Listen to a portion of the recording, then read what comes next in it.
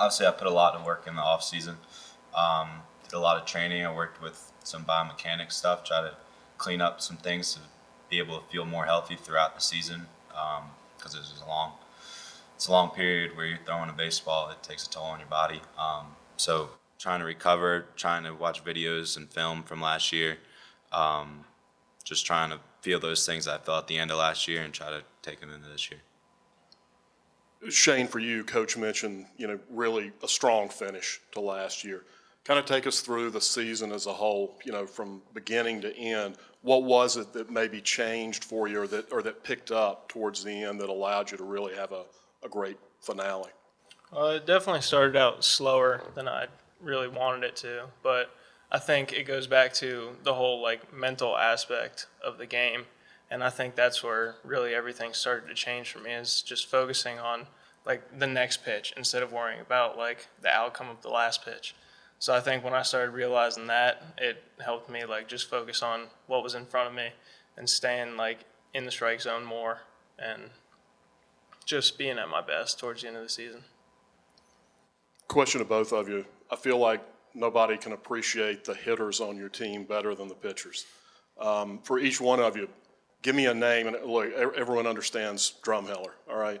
Give me a name of somebody new that's on the roster that has kind of jumped off the page at you with their bat as you guys have done work. I think a big one that's kind of cool so far is Dylan Rogers. He has potential to provide a lot of power to our lineup. He's barreling balls, just a really good hitter, stays back on curveballs, really just drives everything with authority all across the field. I would have to say R.J. Johnson. I think he puts the ball in play a lot, and he's a really good contact hitter in my opinion. And he just competes up there at the plate and just grinds at bats and gets on base. App State has a long history really of producing some really impactful men coming through the program, such as Pete Hardy, a very successful high school coach both at Watauga and Alexander Central, and Jonathan Reeder, who's on the athletics staff here. What are you guys looking for from your education here, and what are you expecting to kind of get from App State? How do you value that?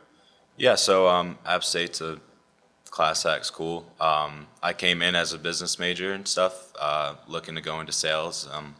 Kind of took a step back and realized I don't necessarily need that business major, and went the communications route. There's a lot of connections through App State, whether it's from the coaching side and athletic and the scholarly side, but I'm really looking to just continue to improve on those relationships with people that I've met through App State, whether it be going to a concert here or something, or just going to class and meeting new professors. There's a lot of professors I've kind of made personal relationships to, and I know that I can count on them if I ever need a recommendation or anything like that. I can go and count on them for that. I think it goes back to what Coach Smith grinds in our minds is be the best son, best student, and best athlete that you can be, because baseball doesn't last forever. I mean, we all wish it would, but in the end, it really doesn't. So, you have to be the best son and best student that you have to be in life. Hey, guys.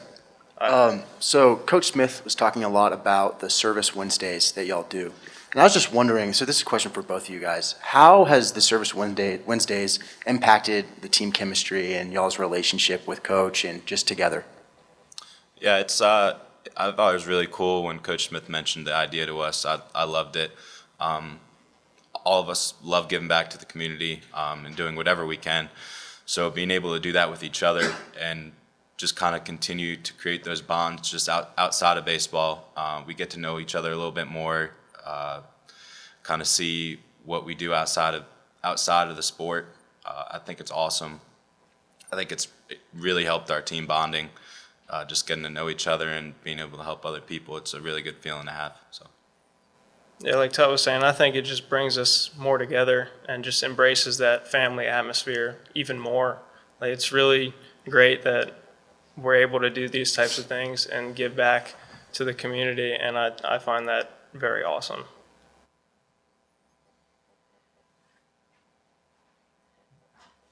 How did playing in an empty stadium last year affect your performance and mentality on the field, and how did the absence of a crowd make you value that support more than you did already pre-pandemic? Yeah, so I mean, we're not used to playing in these big stadiums with packed out crowds or anything.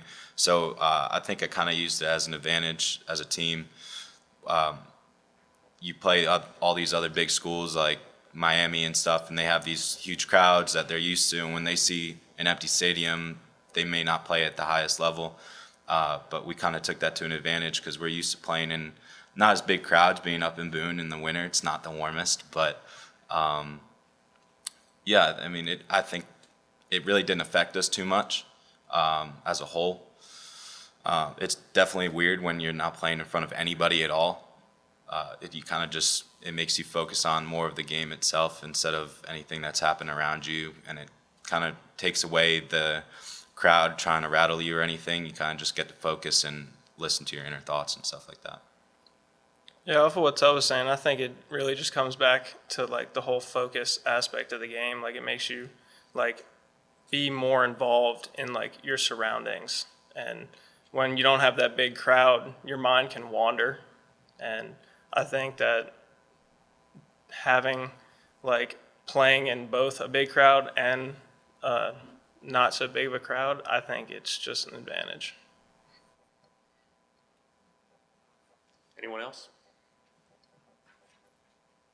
Good morning, guys. James Parker with the Appalachian. Shane, you mentioned the importance of staying focused while on the mound. What is something that you do on game day to mentally prepare yourself? Well, I used to listen to like a lot of like music that would pump me up, and now I tend to just listen to like more calming music and like try not to like overthink situations, because when I overthink situations, things tend to not go the way that I want them to go. So just being more calm and focused and just focusing on what's in front of me and what I can control, because you can't control the uncontrollable. So like when I throw a pitch and it doesn't do what I want it to do or where I want it to go, that pitch has already happened. Like, you can't change that outcome. You just have to focus on the next one and stay in my 3-foot world.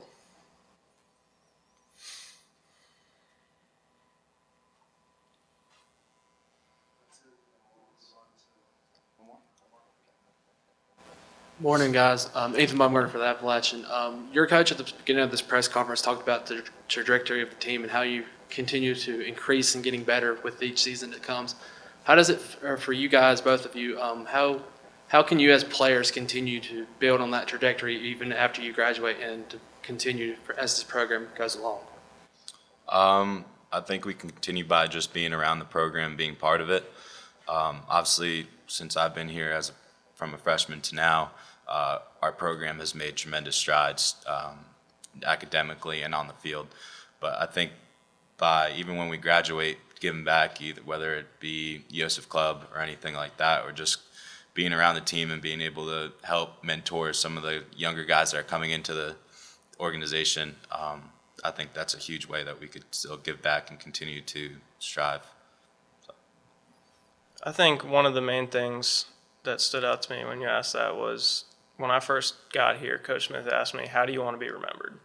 And he wasn't saying that in a negative way or a positive way. He was just asking me, like, do you only want to be remembered for your athletic ability here, or do you want to be remembered like on a personal level too? So I think just being asked that question, I think it's made me think that like giving back and like the family atmosphere is just tremendous. All right, any more questions for Tyler or Shane? All right, well, that'll conclude this session for App State baseball pitchers, and we will have Hayden Cross and Andrew Greckel come up on the stage next. Thank you. Thank you. All right, we'll go ahead and open the floor for questions. Who wants to go first? Good morning, guys. Andrew, tough year last year, completely out of your control. You know, a lot of times when I speak with athletes who lose a season to injury, you know, once you can kind of get past the frustration of that, there's an opportunity to see the game played from a very different perspective and maybe understand some things about the game, about yourself, about the way you're approaching it, that you can kind of carry forward. It's I won't call it a positive, but at least it's something that you can build on. For you last year, having to kind of sit and watch and be a different kind of teammate, what were you able to learn from that maybe you carry forward into this year that helps you kind of build on the success you had your first season? Yeah, it was definitely frustrating having another season cut short, but after just supporting the team all year, it really gave me another viewpoint on how to be a great teammate and how to always support my teammates whenever you're not out there playing and you have to watch and support from the bench, especially traveling and everything on the road with the team. It sucks not playing, but it was great to be a great teammate and always support my boys. So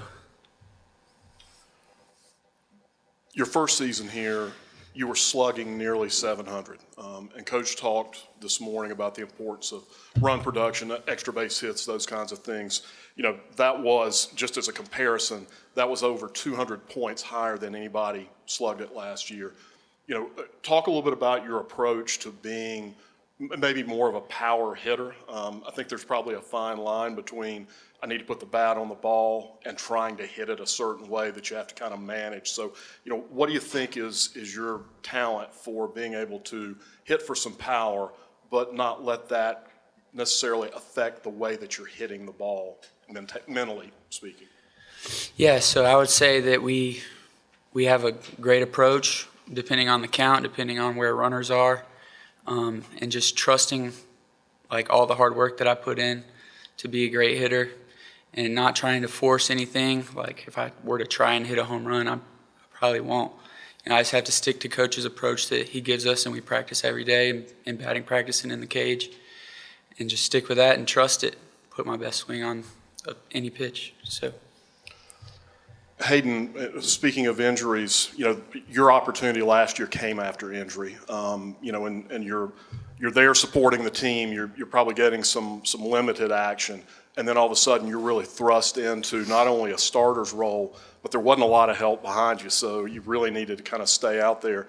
Talk about making that transition from being in a reserve role to then not only being the starter, but being a guy who you really needed to be able to stay on the field because there wasn't a lot of depth behind you. Yeah, I remember the day Jack got hurt. It was early in the game, early in a doubleheader. So I was kind of expecting to come in to start that second game, but I was ready. I was ready to go in and play, but I wasn't mentally ready to just jump in there right when it happened. And so when Coach looked at me and just said, "Hey, we need you to go in. We're not sure what's going on with Jack. We're not sure how bad it is." And so I was ready, jumped in. Long day, but I think just that day and being able to go out there for 15, 16 innings and just be locked in, I think it really just set the tone for my season.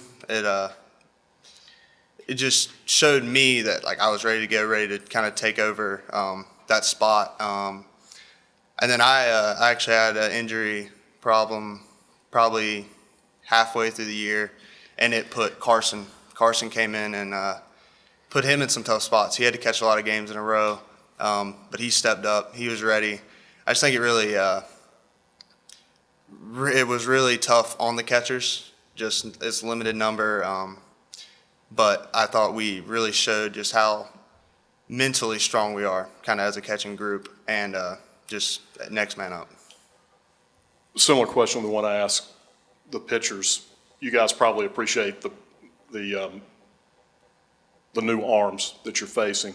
Give me one guy that you've had to face off against in workouts that you think, wow, this guy's really got some stuff. Xander Hamilton. Yeah. Xander. He's really good arm. He's a right-handed pitcher. He's not your traditional, not traditional stuff, honestly. He's got a little Jack Hartman to him. His fastball's got movement. His slider's just a really good pitch. I don't want to get too deep into it, but he's a really good arm. I would say Trey Jernigan. He's one of our grad transfers. His fastball really has a lot of run to it, so he's got good off-speed stuff too, so he'll be good for us out of the bullpen.